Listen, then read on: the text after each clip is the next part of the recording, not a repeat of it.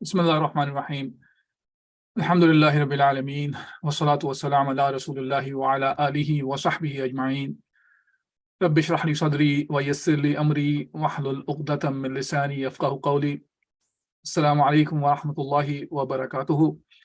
Inshallah, in today's reflection on the Salatul Taraweeh, or the verses that were recited in tonight's Salatul Taraweeh, we'll talk about two of the verses from Surah Al-Anfal, ayah number 27 and 28. And to begin with, the reason I chose these two verses to talk about is a local incident that happened two nights ago or so, in a Muslim majority area, if you want to call it, where a lot of Muslims live there, and the incident happened in the parking lot of a masjid when the Salatul Taraweeh was going on. And there were youth who were involved in fighting with each other, to the point there was some stabbing and shooting happened as well. And living in Chicago, we see that these kind of incidents, unfortunately, happen quite a bit. And it's not only in Chicago. We hear that a lot about the different kinds of shootings happen in schools. A day or two ago, when a female, 28-year-old female who entered into elementary school and killed three 9-year-old children and 3 adults as well. And then she was killed by the cops. And to see this incident like this kind of hurts, that small children were getting killed without any kind of a thing that they have done anything wrong or anything. Not to say that the adults did something wrong here, but this is something that is happening quite a bit in the society in the West, in the United States especially. And then to see something like this in a Muslim area within the United States, within Chicagoland, and hearing about and seeing the videos where Muslim youth were fighting with each other and harming each other in different ways. That reminded me, when I was listening to and reciting these ayat from Surah Al-Anfal, our own responsibilities towards our own children and towards society as well. Allah subhanahu wa ta'ala says in Surah Al-Anfal, بعد أعوذ بالله من الشيطان الرجيم يا أيها الذين آمنوا لا تخونوا الله ورسوله وتخونوا أماناتكم وأنتم تعلمون. Allah subhanahu wa ta'ala says here, O you who believe, betray not Allah and His Messenger, and not betray knowingly your amanat, things that you are entrusted, the things which are entrusted to you. وَعَلَمُوا أَنَّمَا أَمْوَالُكُمْ وَأَوْلَادُكُمْ فِتْنَةٌ وَأَنَّ اللَّهَ عِنْدَهُ أَجْرٌ عَظِيمٌ. And know that your possessions, your wealth, and your children are not but the trial for you. And surely with Allah subhanahu wa ta'ala, you have a mighty reward. Now, why am I talking about these two verses specifically today? As I mentioned, because of the incident that made me think and talk about these two verses. This ayah, even though some of the mufassirin take this ayah, the first one that talk about لا تخونوا الله ورسوله وتخونوا أماناتكم, and they refer to this to incident that happened in the time of Rasulullah sallallahu alaihi wasallam in regards to Hatib bin Abi Balta. But in general, most of the ahadith talk about that incident is not about Hatib ibn Abi Balta. Well, actually, they say that Hatib ibn Abi Balta incident that happened when he sent the news about Rasulullah sallallahu was intending to go towards Quraysh for the conquest of the Mecca, and he alerted the Quraysh. Now, many hadith that say that this incident was the ayat that were revealed in this context was Surah Al-Mumtahina. Now, to talk about that's not that important right now to talk about the cause of revelation, because these ayat in general are general. As Ali bin Abi Talha said, Ibn Abbas commented on this ayah, وَتَخُونُ أَمَانَاتِكُمْ. He said that not betray your amanat. Amanat refers to actions that Allah subhanahu wa ta'ala has entrusted you with, meaning you are obliged to take care of certain things and you are accountable for that, and Allah subhanahu wa ta'ala is commanding that do not betray the trust that has been placed by Allah subhanahu wa ta'ala on you. And here the trust which is referring to is the wealth that Allah Azza wa Jal has given to you and the children that have been Allah subhanahu wa ta'ala have bestowed given to you. As Allah subhanahu wa ta'ala says in the following ayah, وَعَلَمُوا أَنَّمَا أَمْوَالُكُمْ وَأَوْلَادُكُمْ فِتْنَةٌ, that and know that your possessions and your children are but a trial. This is a trial. This is a test from Allah subhanahu wa ta'ala, that Allah subhanahu wa ta'ala is going to hold us accountable for these two things. And interestingly, both the things that Allah subhanahu wa ta'ala has given to us, whether it's the wealth, whether it's the children, this is not under our control. It's more of it is Allah's will that Allah has given to us. Now, after Allah has given to us, this is not something that people, a lot of times people think of it as if this is their own, they are the cause of whatever wealth they have in this dunya. Allah subhanahu wa ta'ala is the one who gives to as much Allah subhanahu wa ta'ala wishes to whoever. And now this is why we are not accountable for how much wealth, for example, we have, or whatever risk that we have in this dunya.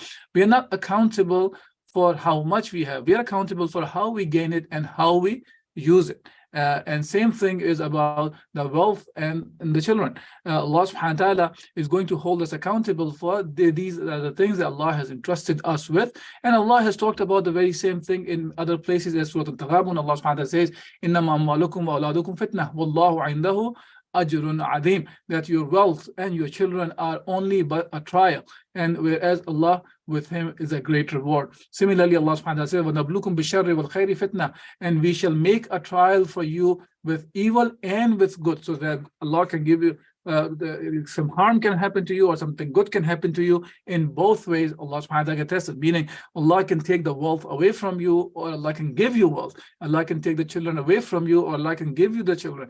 Both ways, Allah subhanahu wa ta'ala can test us that how we deal with it. And these are two things that many people, they fall short for fulfilling the commands of Allah subhanahu wa ta'ala, fulfilling the obligations of Allah subhanahu wa ta'ala.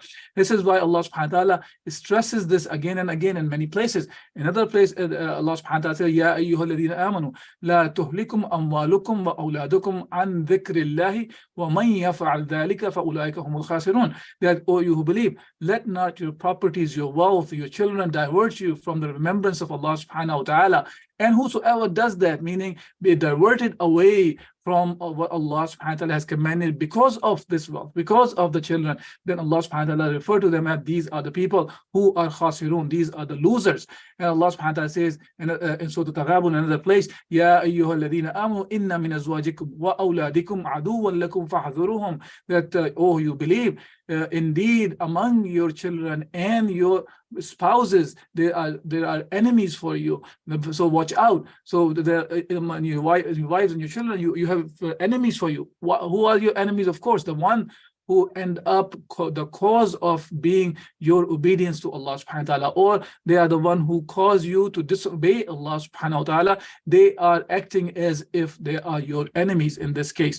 And Allah subhanahu wa ta'ala mentions about this, the hadith actually, Rasulullah sallallahu alayhi wa sallam mentions that about there are three things, if somebody has, then he has the halawatul iman. And those three things are that whoever, Allah subhanahu the Rasulullah said, Man kana Allah wa Rasuluhu ahabba ilayhi mimma siwahuma, wa man kana yuhibbu al-mar'a la yuhibbuhu illa Allah, wa man kana an yulqa fi an-nari ahabba ilayhi min an yarji'a ila al-kufri ba'da idh anqadhahu Allah min.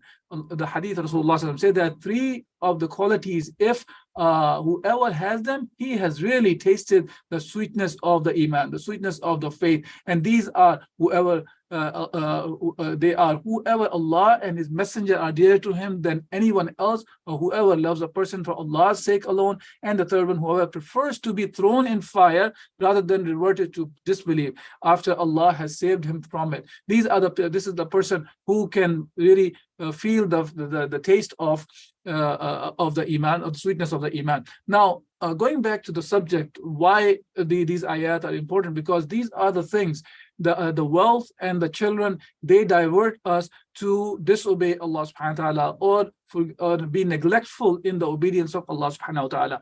What is the context of this with what happened that I was talking about in the area, Chicagoland area, which is called Bridgeview, where we found our youth were engaged in actions which we may not want our youth or any of the youth to be engaged in. And the point here is, this is a result of, many times we say this is a result of the society that we are living in, and it's a reflection of the society. So, but that does not take away the obligations from the parents.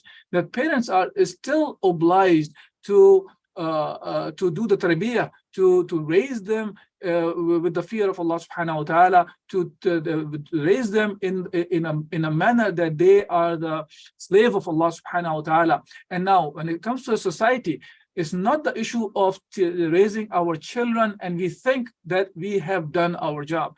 Our job as a Muslim to understand is, our job is not limited to think that Islam is just an individualistic religion and we worry about ourselves. No, rather, Islam is a comprehensive way of life that dictates us to not only worry about our individual life, but also to make sure the society is run with the right rules and regulations, and the society is run by the commands of Allah subhanahu wa ta'ala as well. And if the society is not running that way, or there is a munkar, there is an evil going on, it is an obligation on our necks to make sure that we are the one who are involved in the work to make sure the society, it becomes the way Allah Azza wa Jal commands us to be, meaning the one that obeys Allah subhanahu. And this is even when we are living in the West, rather than thinking that we should be getting whatever we can get out of the society and then don't worry about the society is run, that will be naiveness of us, because on the day of judgment